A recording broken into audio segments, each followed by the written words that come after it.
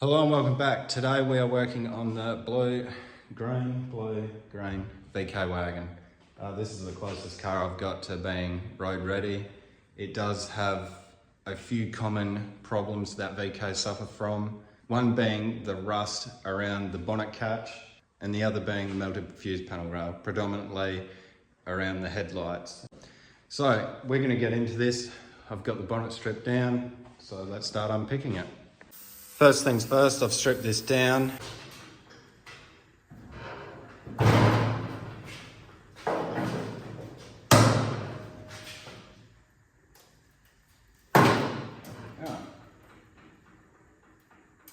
Well, that was anticlimactic. And now I'm going to go along and unpick all this front edge along here. I do have to be somewhat careful because, as you can see, it is split here and it's full of filler there. I also know it's full of filler because of this yellow spray putty, and I overspray on here, there and whatnot. But this is the section that we're going to be repairing, very common with VKs. Now I am cheating with this because I have this section here, but like most repair panels, it needs repairs. It is somewhat damaged around here from when they've taken out the spring. But what I'm going to do is I'm going to use this full panel.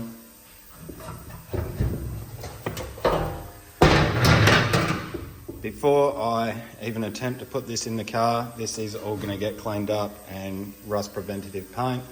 I'm also going to unpick this so that I can spray some weld through primer in there before I sandwich this together, just to future-proof this. These are very typical to rust through here, where this plate is sandwiched to the outer skin or inner skin. So I'll still need to do some work to this to clean it up.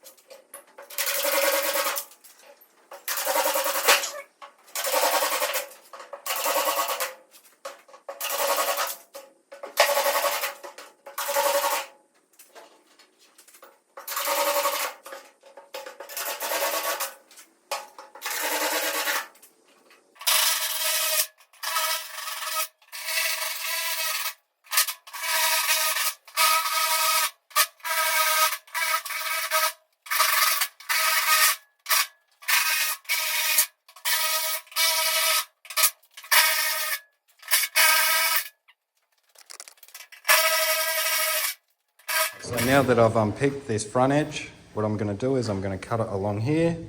That's why I've stuck these pieces of wood, separating the frame from the skin. So when I go to cut it, there's no chance or very little chance of me cutting through the skin. Now, the repair section that I got, the bonnet that was on, it was cut through the skin. So this is a short safety measure you can take from totally ruining the bonnet, because once that's cut through, I might as well throw it in the bin.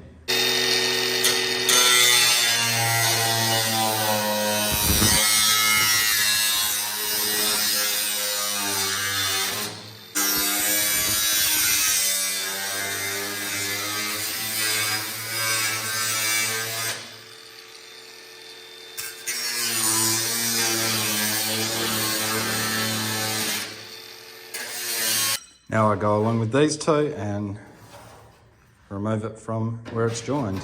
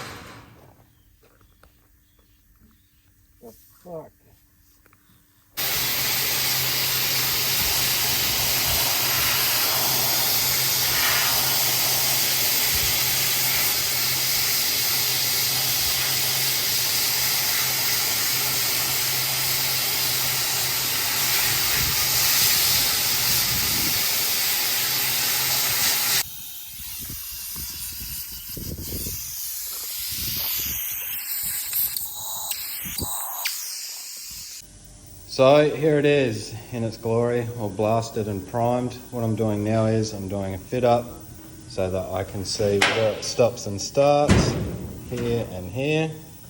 Fits pretty good everywhere else, even though it's overlapped and whatnot. Looking at this one, as you can see, I've already put a line there. Joining it up here is probably the worst thing you can do. So what I'm going to do is cut it straight through the guts instead of trying to, weld it on that edge. I'm also going to trim this one down just because it's not a straight line and it's sort of flared and crap looking, and I don't need that bit. So once mock-up was done, it was time to weld up some of the holes that I drilled through when undoing the spot welds. What I'm doing here is I've just got a bit of copper underneath so that my welds don't fall through. If you want a more in-depth video on that, I'm pretty sure that guy from the resto shed has a video explaining it a lot better than I can. But after that, I mocked it up again. As you can see, I've tech screwed it in so it's 100% in place here, so I can make my final cuts, and then it was time to tack it all in. Now, this was getting a bit late in the days, and I'm pretty sure that guy from the resto shed was getting annoyed and wanted to pack up, so he kind of took over with tacking it all in. Now that the bonnet was tacked together, the next morning we ended up bolting it back onto the car just to make sure nothing got disgruntled with cutting such a big section open and doing a bit of welding there. Once that was verified that it was okay, I went ahead and welded it all in. As you can see in that last clip where I've joined it through the brace, I've got a bit of copper separating the brace from the skin so that I don't weld the brace to the skin. But other than that, it was fairly straightforward welding it all in. After that, it was time for a bit of grinding, a bit of bodywork, a bit of primer and paint. Then it was time to put it back on.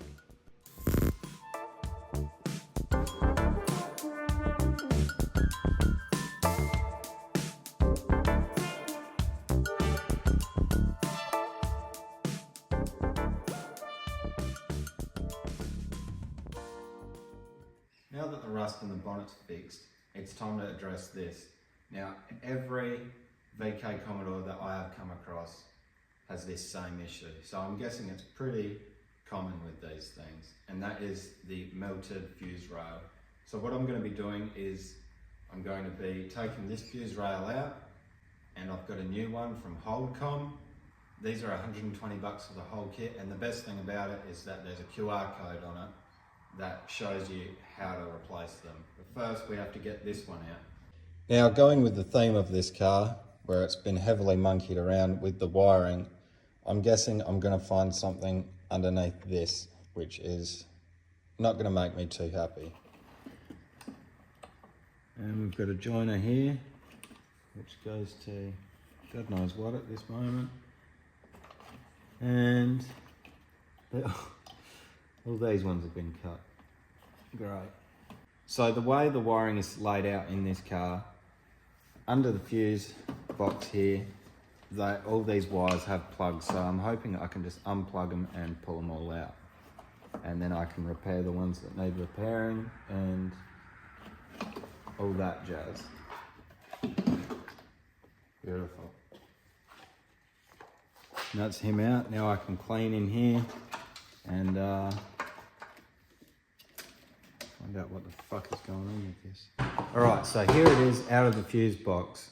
Now it is a lot less daunting than when I first looked at it all crammed in that fuse box. Now, one of the things that may be of concern to you is where all these go.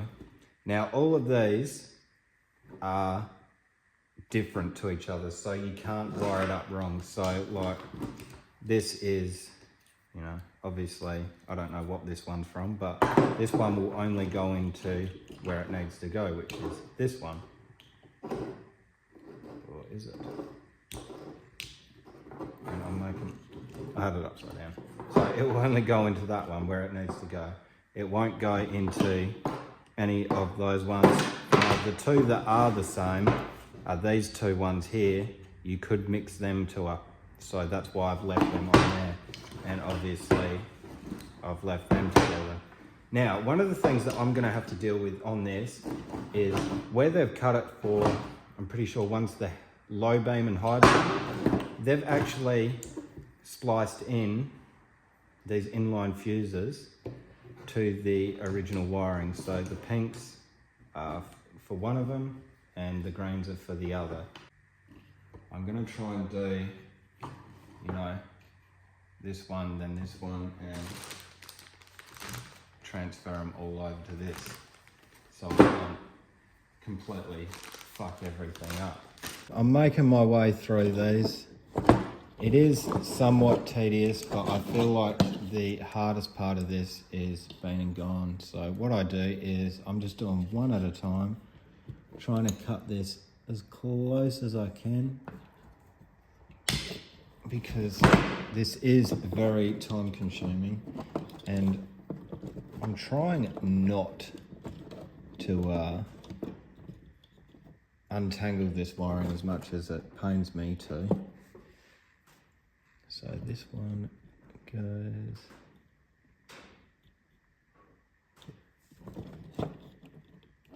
here. So I'm just going to run through a couple with you guys, because this is, like I said, very tedious and it is very time consuming. You want a bare wire exposed there, and now there, so I figured out there is two different types. These are for the thicker wires and these are for the thinner. So they are quite hard to snap off of here. Now this is very much like doing the DIY distributor leads from MSD. So what I do is I just fold this one over. I know this is wrong. Then fold him over. Then I pinch him all down with that. Same again to this one. Start the folds with pliers.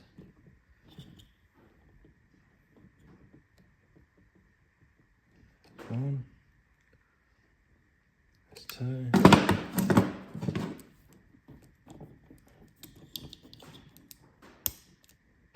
Pinch it all down.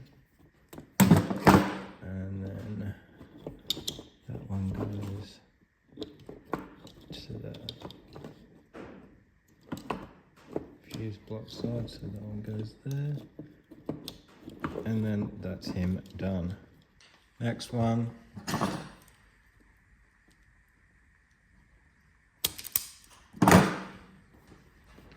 This one I'm going to be using one of those.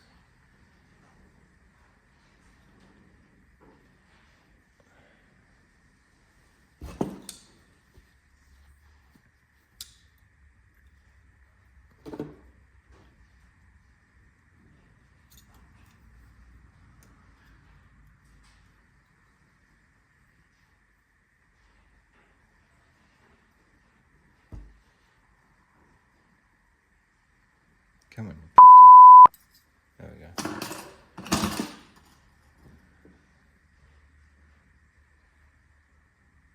Stick him in like that.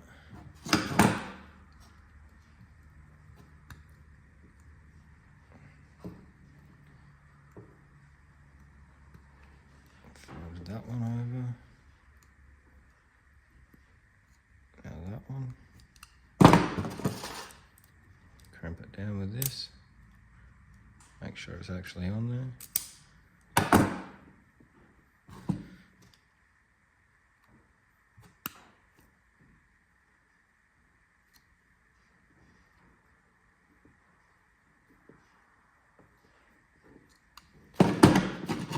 Now you can solder these, but I'm choosing not to because I'm choosing not to.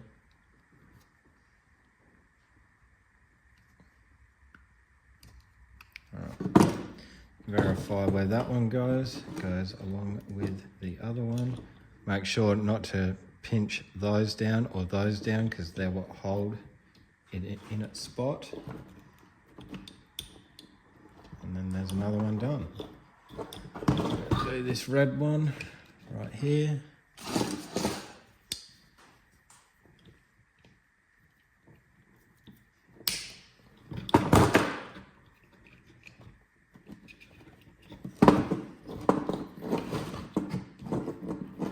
thicker wire. There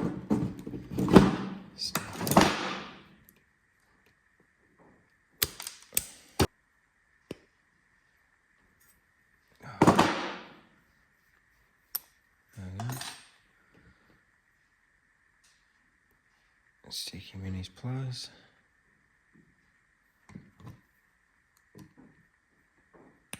Fold over.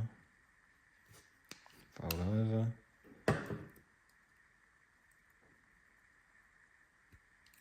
Fold over. Line these guys up.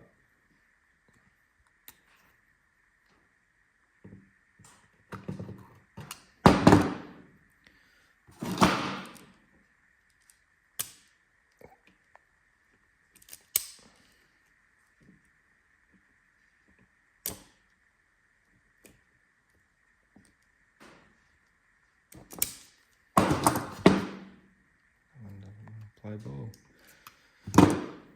And then he goes in there like that. So I'm going to keep going because I'm sure that's more than enough that you guys need to see. And there it is, all done. There's my new fuse rail. You can see a couple of them are blank. That's because we look at this one, turn it around, and they're the ones that are blank on this one, so there's no point putting a connector in there. This was very time consuming, but it was, honestly, it was very simple. It's really nothing to stress about if your car looks like this at all. So clean up some bits and then bang it all in. And that's it, all in its neat little box. All the connectors there.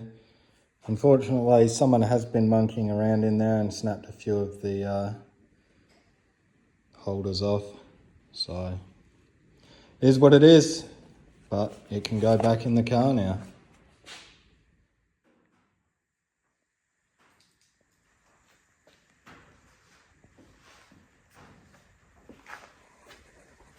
Alright, so that's a wrap up on my little video on fixing one of the most common problems with VK Commodores, the rusty bonnet and the melted fuse panel.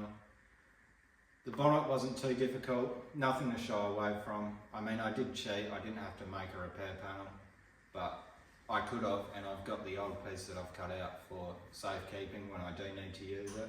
As for the melted fuse panel, the new part from Holdcom Auto Parts made it an absolute cakewalk. The hardest part about this was actually taking the whole lot out and getting it onto the bench, but if I do it again, on the next car I buy, I'll definitely take the whole lot out because it was so much easier than leaning into an engine bay and doing it. I got to sit on my bum and, you know, have an easy day. If you want to see more of this, make sure to like, comment, subscribe, all that jazz. Take it easy.